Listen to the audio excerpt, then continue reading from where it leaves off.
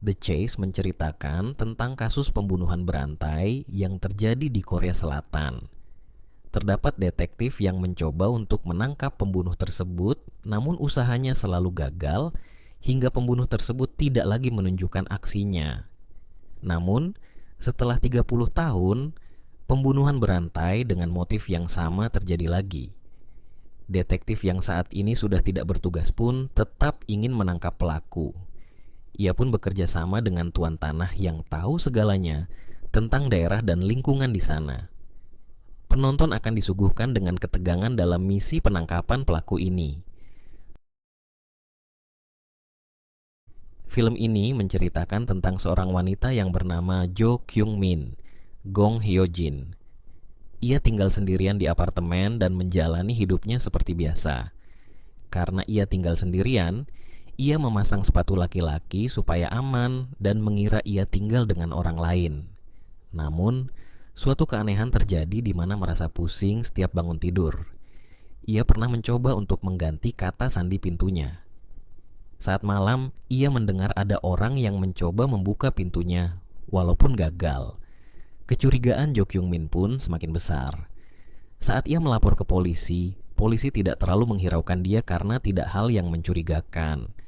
Hingga suatu ketika, atasan Jo Kyung Min datang berkunjung ke apartemennya dan malah ditemukan tewas.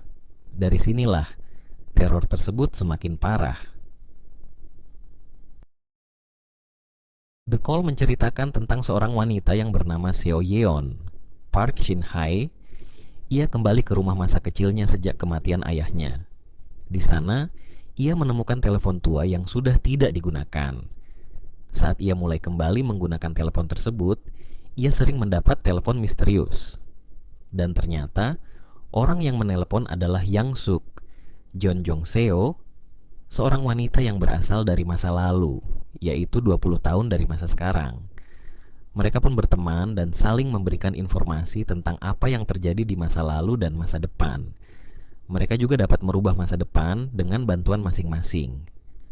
Keanehan terjadi ketika Seo Yeon mengetahui bahwa Yang Suk sebenarnya sudah mati di masa depan. Ia pun memberitahu penyebab kematiannya. Akhirnya, Yang Suk pun berhasil hidup. Namun, tak lama kemudian, Seo Yeon menemukan fakta bahwa Yong Suk adalah seorang psikopat yang berbahaya. Sejak saat itulah Seo Yeon berhenti membantu Yang Suk dan ia pun mulai mendapat teror. Midnight menceritakan tentang seorang gadis tunarungu yang bernama Kyung Mi, Jin Ki-ju. Ia bekerja di pusat call center sebagai konselor bahasa isyarat. Pada suatu ketika, Kyung Mi secara tidak sengaja melihat aksi pembunuhan yang dilakukan oleh Do-sik, Wi Ha-jun, terhadap seorang wanita. Do-sik adalah pria yang terkenal memiliki sikap yang sopan. Namun, saat malam hari, ia mulai menunjukkan sifat aslinya sebagai psikopat.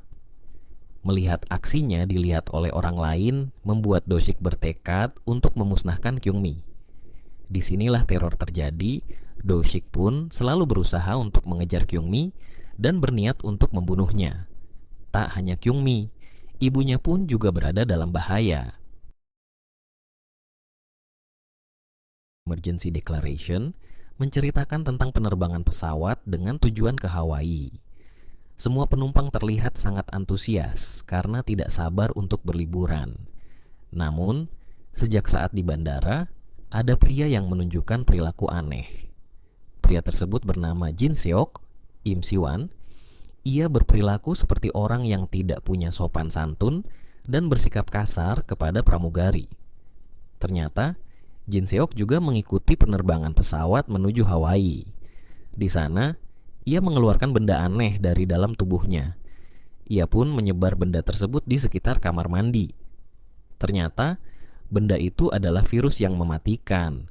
Karena adanya teror ini, para penumpang mulai panik hingga ada beberapa orang yang meregang nyawa karena virus tersebut.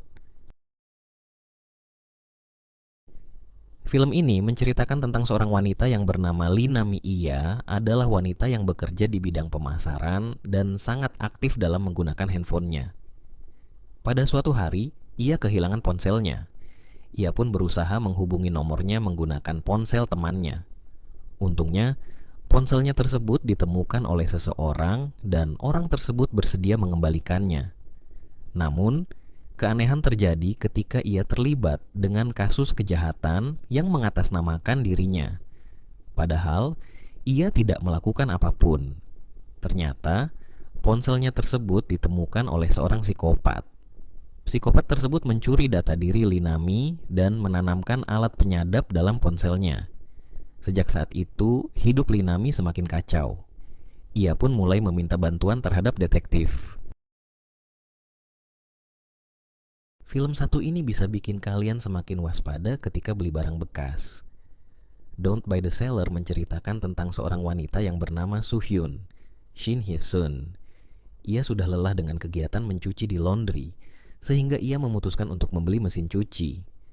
Soo-hyun tergiur untuk membeli mesin cuci bekas di toko online karena dinilai sangat cocok untuk menghemat pengeluarannya.